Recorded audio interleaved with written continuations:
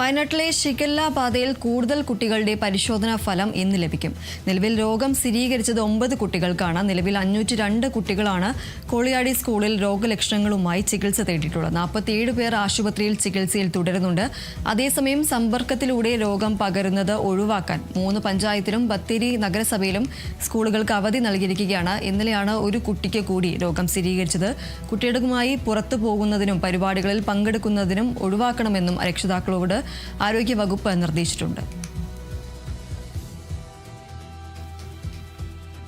ഏതായാലും വയനാട്ടിൽ ഷിഗല്ല ബാധയിൽ കൂടുതൽ കുട്ടികളുടെ പരിശോധനാ ഫലം ഇന്ന് ലഭിക്കാനാണ് സാധ്യതയുള്ളത്. നിലവിൽ രോഗം 9 കുട്ടികൾക്കാണ് സ്ഥിരീകരിച്ചിരിക്കുന്നത്. 502 കുട്ടികളാണ് കോളിയാടി സ്കൂളിൽ രോഗലക്ഷണങ്ങളുമായി ചികിത്സ തേടിയിട്ടുള്ളത്. 47 പേർ നിലവിൽ ആശുപത്രിയിൽ ചികിത്സയിൽ തുടരുന്നുണ്ട്. എന്നാൽ സമ്പർക്കത്തിലൂടെ രോഗം പകരുന്നത് ഒഴിവാക്കാൻ 3 പഞ്ചായത്തിലും ബത്തേരി നഗരസഭയിലും സ്കൂളുകൾക്ക് അവധി നൽകിയിട്ടുണ്ട്. ഇന്നലെയാണ് ഒരു കുട്ടിക്ക് കൂടി ഷിഗല്ല രോഗം സ്ഥിരീകരിച്ചത്. കുട്ടികളുമായി പുറത്തു പോകുന്നതും പരിപാടികളിൽ പങ്കെടുക്കുന്നതും ഒഴിവാക്കണമെന്ന് രക്ഷിതാക്കളോട് ആരോഗ്യവകുപ്പ് നിർദ്ദേശം നൽകിയിട്ടുണ്ട്.